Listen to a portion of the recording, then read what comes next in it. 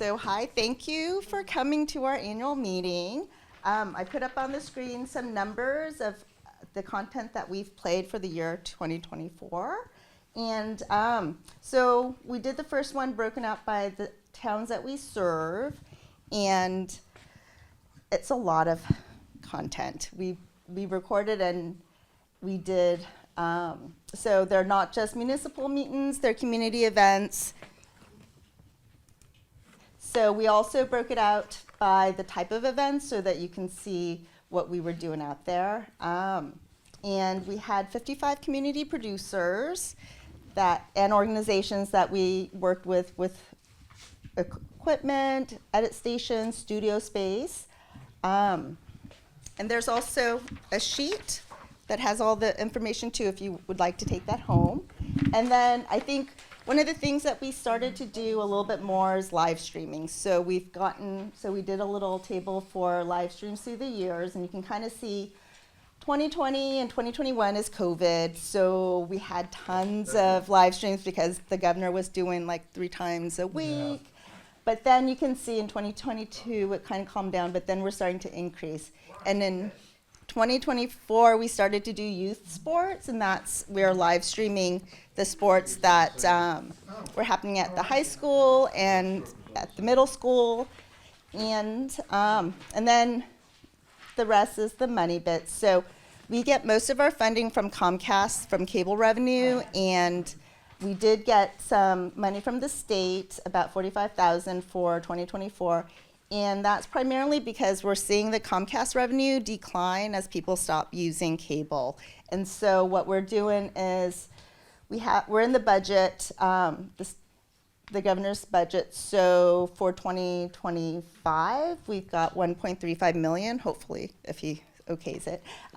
So we are getting some to kind of cover that loss, but we're starting to hopefully charge a little bit more for our services, although we've been primarily offering services for free. So some of the conferences we're starting to charge, but it may be something that you'll see as we go down to look for alternate revenue streams. So, no. Does access producers eventually have to? No. Have to pay. Yeah, that'll be I don't think we'll ever. Yeah. And that 1.3 was divided between the 24 other AMO stations. So it's not 1.35 for us. It's for across the 24 stations in Vermont. So we're part of the Access Network that did most of the advocacy. So, but that was our year, and I guess hopefully. 2024. Yes. So hopefully you'll take a sheet home, and thank you for coming. And then Pat, we'll leave it. What did you do for, how would you categorize when you went last night to the library? Is that community, where would that be under Montpelier? Yeah. Where is that? Oh, on the bottom? Oh, interesting. I was surprised when they couldn't say ORCA, so I stood up and said ORCA. Oh, really? ORCA, get it right. Can you put this down here? Oh, I did this. Okay, thank you. Heavy. This is,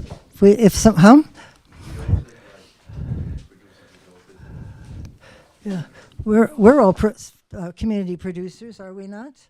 There's a lot of us. Anyway, thank you all for coming. Hello there. We wanted to talk about the importance of what you do and how much we impact the community, because it always amazes me because we don't know how many people are watching, even though we can track how many stations are using our videos. But when they come up to you and the Price Chopper, that's my place to go. But they say, "Oh, saw your show, loved it, great," and that gives you a good feeling. We really are reaching people, and I'm very glad of that. And we've done a lot of interesting things this year. I have been with ORCA for 14 years. Zachary, 14. I was originally down on State Street when we were there. And as much as this is a nicer place, we liked it down there because you could go afterwards to 3 Penny and get a beer. No place to go here. But then Jackie, I was running for election, and I did a shtick before the video, and she asked me after whether I'd like to do a show, and so I did. And what was his name? Doug Braun. I don't know if any of you know Doug. He was just retired from the Granite Museum, but he would help me. We'd write out cards, and I would use them as cue cards, so it looked like I wasn't reading or doing anything. I thought that was cool. But after a while, I just decided, to hell with it, I'll just read from the paper, because Doug's sitting there flipping the cards. And so kind of misuse of his time. But I have 2 shows that I do here. One is Vote for Vermont, and that's an hour-long show. And the other one is it's a new show. It's called Banter and Beans. And it's meant to be gabbing for 15 minutes. I'm trying to do as much political folks as I can. It's a 15-minute gab about, what am I going to do for you if you vote me in, right? I'm going to introduce Palin in a minute. You did the 15-minute and the hour, correct? Yes. So, yeah. But the 15-minute one does help politicians, because people don't want to listen an hour. So, but they'll listen to 15 minutes. So we moved up here. I think everybody's sort of comfortable. We just bought an extra closet in there that's like the size of, I don't know, my living room. Maybe it's beautiful in there. If you want to peek your head in there, we ran it by the board. Somehow at the last meeting, I became a couple of meetings ago, I became the chair of this group, which I'm having a good time. It's good. There's not that many, obviously. Palin is on the board of directors, but the others it's a bad night, because there's a couple of concerts that the kids are having, and Mom and Dad cannot be here. They're going to try to come a little bit later, so when they do, I'll introduce them as they come forward. But I don't know how many of you know the board here, and I was going to talk about them. But the one person I wanted to talk about, when I first came here, we had a strategic planning meeting with Nathan Sutter, and I don't know how many of you know Nathan. He did a fabulous job with us on strategic planning, and he put us all in what we call circles. And the circles have been meeting every other month, and then we've been having our board meetings every other month. And Nathan was just a couple of days ago. He died of a heart attack, very unexpected, 52 years old, great shape. And he was a wonderful facilitator. And I know it because he ran into me, I think, in Price Chopra, maybe a month or 2 after I had met with him at one meeting. He knew who I was. He knew where we left off and what needed to be done. And I was flabbergasted that he really remembered all that. That's a sign of a good guy. And I was very sorry to hear that. So I know he's got a family, and it's very sad. But anyway, he put us into circles, and we have the facility circle, the policy circle, and outreach, and I'll go over them a little bit. The facility circle is, there's 5 of us, 1, 2, 3, 4 of us. And Zach and I are in the facilities, and we've been going around to a lot of the different public access studios to see what they look like. Excuse me, and most of them are like, whoa, they're really beautiful. So we're gonna have a beauty up session one day. Where do we go down to White River? Jam. The River Jam and the Media Factory in Burlington. Yep, and I've been to the one up in Franklin County, and there's a lot to be learned from chatting with folks who do this. And then we went down to the Sean, what was the name of that? Where we went? That was Jam, but it was their annual Van's annual meeting, right? Yeah, right. Learned a lot of stuff. It's good to be around there. So I'm going to tell you some of the things besides the circle. You're going to see some changes here, but Jen, yours is a policy. We have come up with an idea, which I'll share with you, to put out a Bill Doyle Award. We've got a fancy title. What did we say it was? The Emerging Content Creator. Okay, Emerging Content Creator. It's going to be a $500 award. We're working on the criteria and how to get the word out, because after all, Bill spent a lot of years here. He would come in one day and knock off 5 shows, one right after the other, which I could never do. 2 is my max. You get exhausted, but not Bill. So he did a lot of good work here. And on my show, I wanted to just kind of give you a hint. We worked with Katie Trouts this winter, because we realized how important it is for people to buy local and come down in the. These people are hurting big time. They make most of their money in the fourth quarter, so it will last them through the first quarter, which is always, January, February, March. You don't shop much because you just shopped over the holidays. And we wanted to interview, I don't know how many, 20? Yeah, 15 minutes each, and they talked about what happened to them in the flood. They talked about how important it is to come back downtown, and I think it helped, and they felt good that they were able to get the word out, and I think people heard about what we were doing and were pretty excited about it.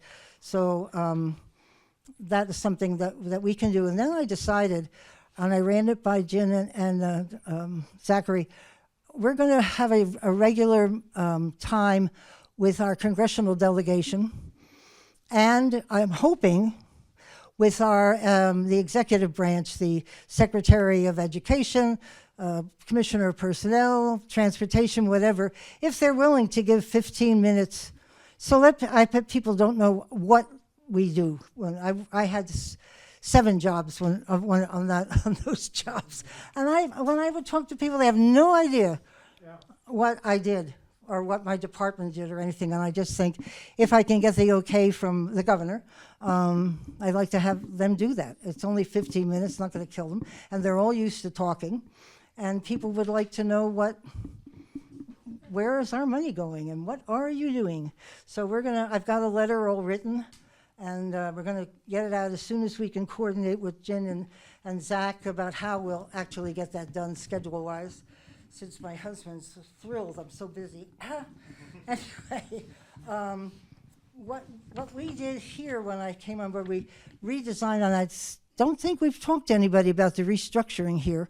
We spent the first couple of months writing job descriptions.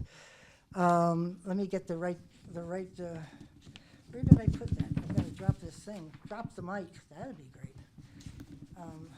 It's at the end here. Here it is, I'm skipping around. Job descriptions, that sounds like your old job. I know, exactly. I can do that. So what happened is Jen and Zach are co-directors. They are together. They're working together as co-directors. We have the one director model, but it seems to be working really well. And so Jen is the content manager. Zach is the production manager. And Sean, who's hiding back there behind the camera, is the community outreach and operations coordinator. And Sean, since we're talking about community and the importance of reach out, come over here, put him to work. Just for 2 minutes, let them know what you do, because he's very good at it. You gotta be able to talk. We talk. Bye-bye. Hey everyone, I'm Sean. Sean Temple. I started working as a community outreach and operations coordinator kind of near the end of last fall. After they did their job description kind of stuff, I applied for it. I've been working here as a camera operator and video editor for a couple of years before that. And yeah, my role here is really to help people find out about ORCA Media. I think you all here are producers for the most part, and you know all about it, but a lot of people don't know that much about what we do, and our goal is to just try to present what we do to as many people as possible. I'm also here to help people make things. So if you know anyone else that is interested in making shows, whether it's a studio like here, or they want to make films, or really anything, we have our access to our equipment and our resources for free, as long as that content can end up on our channel and our YouTube and stuff. But that is very much worth the resources that we offer here. We also have been trying to do a little more like youth education and events inside of this space. Back in April, we had the Art Walk. We decided to start doing that up here. Chad on our board kind of helped push us in that direction. We started doing that recently. Our next one is next Friday. last time we presented some of the films that were made by youth students that were making things from previous camps or mentorships. I do a lot of mentorships for students in the high schools around town. And this next one, Carlos, who is also on our board, he put together some short films from his class at the Career Center in Barrie, and we'll be showing some of their films and doing a little Q&A with the filmmakers, which is a great opportunity for them to kind of have that experience talking about their movies to an audience and stuff. Everett, who showed his film back in April, really enjoyed that. So that was a great experience for him. And yeah, I think that's kind of all I got. Very much. But yeah, sorry, one more thing. Community@orcamedia.net. If anyone's ever looking to do anything with ORCA or learn anything, that's a great way to get in contact with us as a community producer, potentially, or community events. Excellent. Thank you very much. Thank you. Thanks, Sean. And these folks work very hard. I pop in every once in a while, and they're always working hard. And when you look at the numbers of when they're out, it's just they're everywhere. I just wanted to run through the board quickly because then I wanted to introduce Palin, who's going to talk to us a little bit. There's Sean mentioned Carlos Diaz. He is a teacher at the Career Center in Spalding, and he's the digital art director. And he does a show. He does a class on this. On what we do here, and I love Carlos. He's wonderful. He's also the secretary for the board. Then there's Chad Irvin, who's his company is Well Told Films. He's an owner and producer, and a very smart guy. Every time he says something, it's right on the money. He's really good. We have CJ Stumpf, who she's the treasurer, and she's very knowledgeable about investing and. She talks over my head. I'm not quite sure sometimes, but thank goodness one of us knows it. But she also she's a representative on the EC Fiber Board in Vermont. And every week she leads an aircraft safety class. Go figure. I have no idea, but she is very smart and wonderful.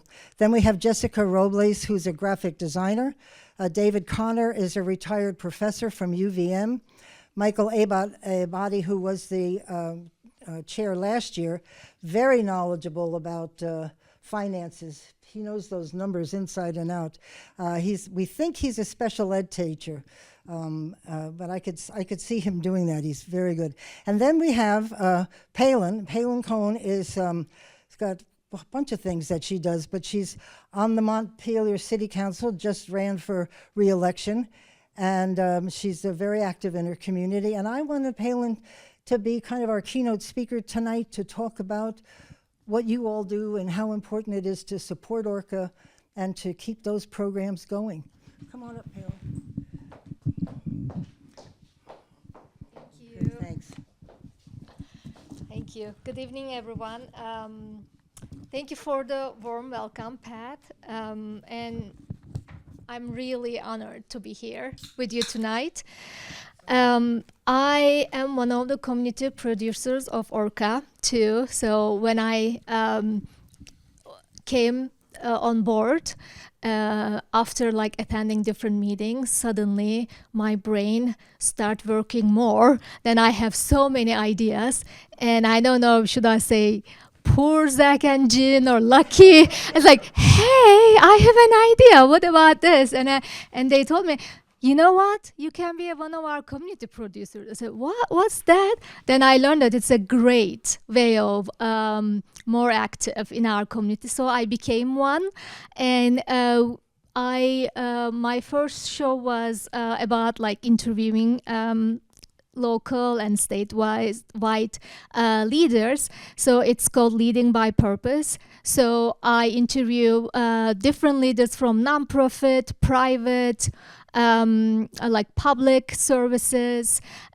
just to learn that why they are doing what they are doing and why they are so passionate about it. And it was very, very nice time for me. I learned a lot from them, and I observed that like all the people are so ready to help and support each other, because maybe you've noticed from my accent, I am Turkish American and I'm immigrant, and I moved here in Montpelier in 2017. So this year will be my 8th year living here. And when I came here, I didn't know anyone.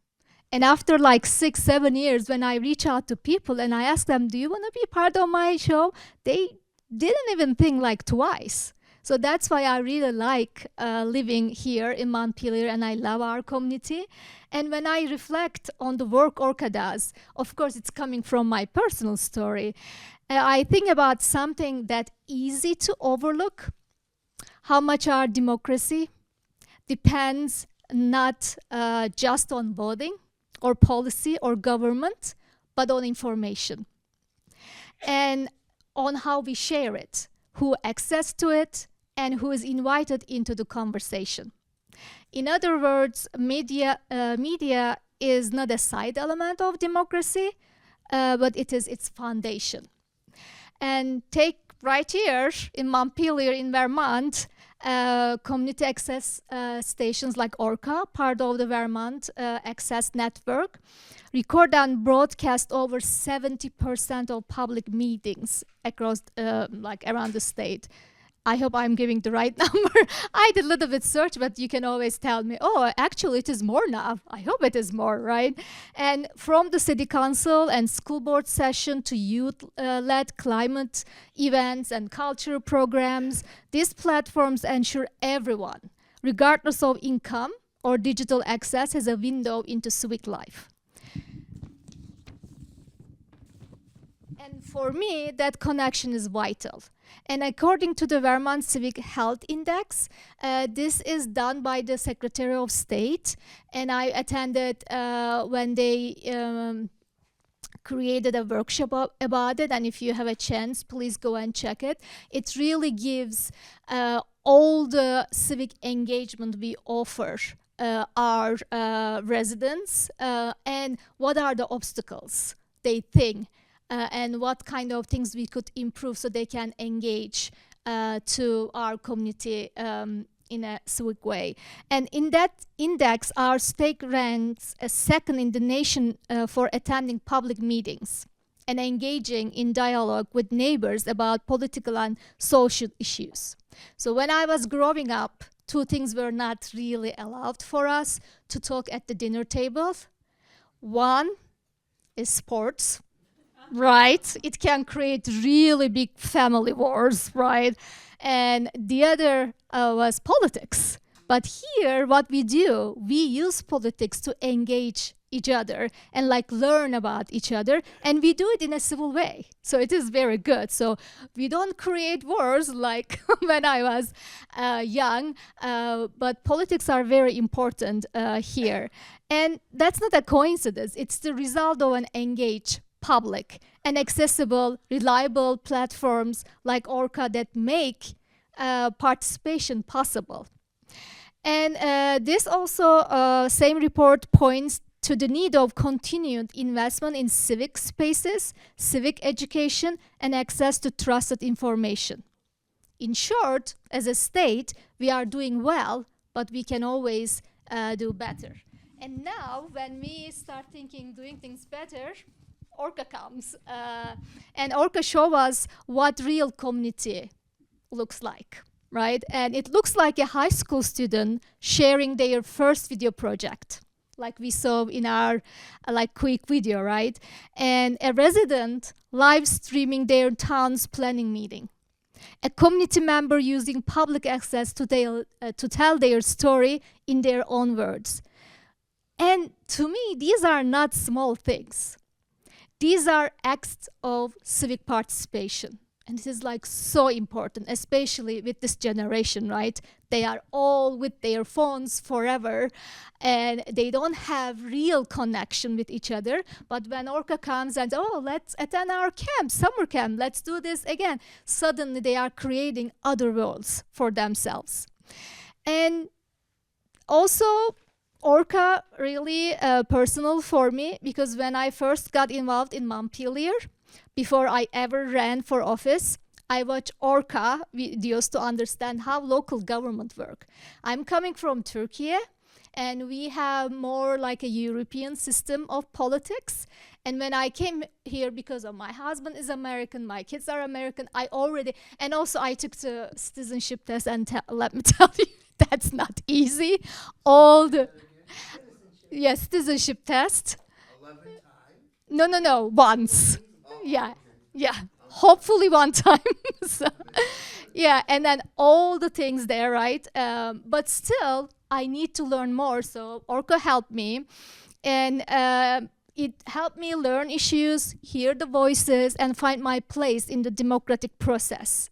And before I ran for my first term, I watched the candidates forum with ORCA, and it was only via Zoom that time because of the COVID.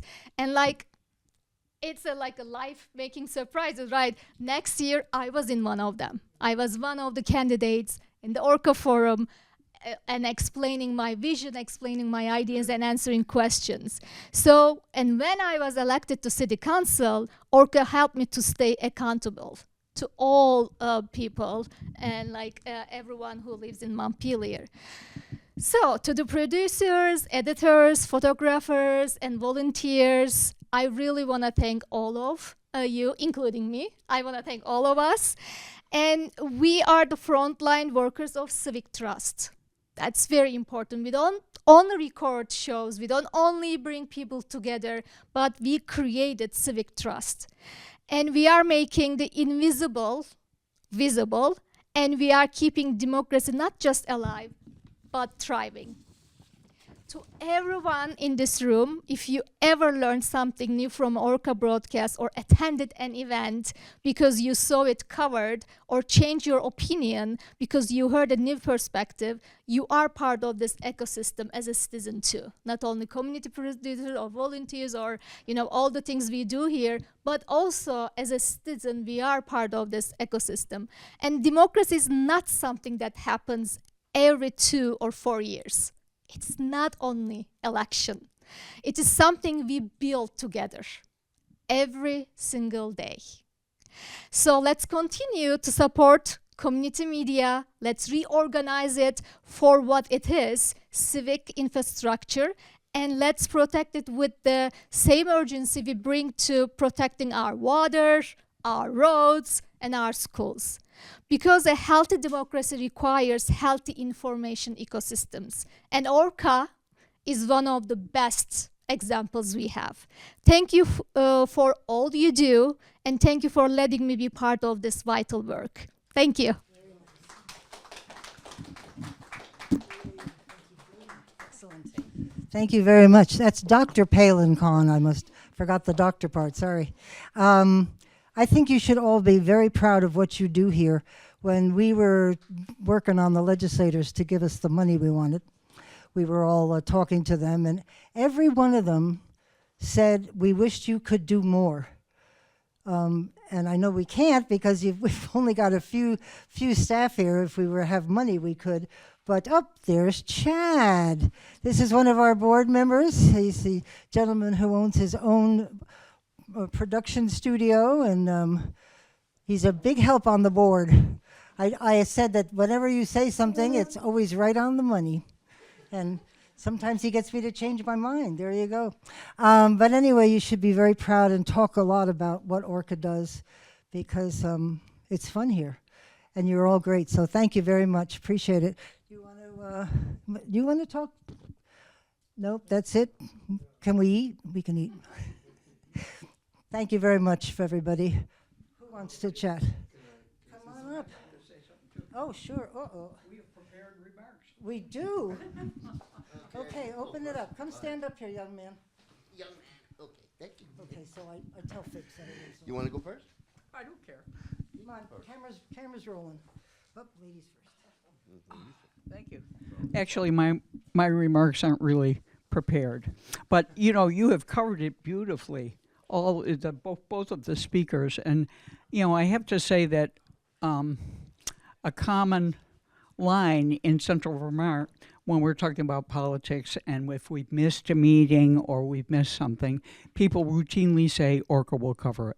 So kudos to you for that. But as a retired English teacher, I'd like to talk about the arts, and that is what has not been mentioned. So thank you for the opportunity.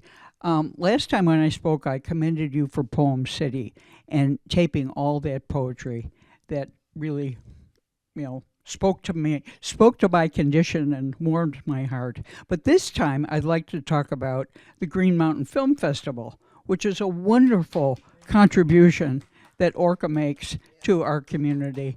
And I had the bad misfortune of being out of town for the festival this year, but I was able to tune into all those director conversations that one of you mentioned, and I thought it was fabulous. Wasn't as good as seeing the films, but it was just really fabulous. And the third thing I'd like to say is I'd like to shout out to the staff by name. We've talked to Sean, who is also a filmmaker, I'd like to add, and Zach and Jin.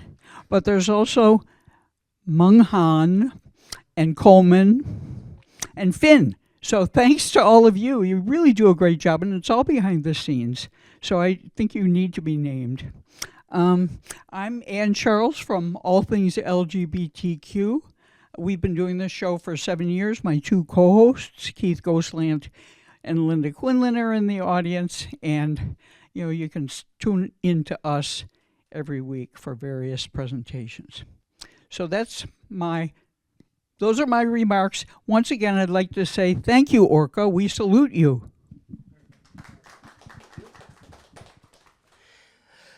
My name is Lawrence Seiler.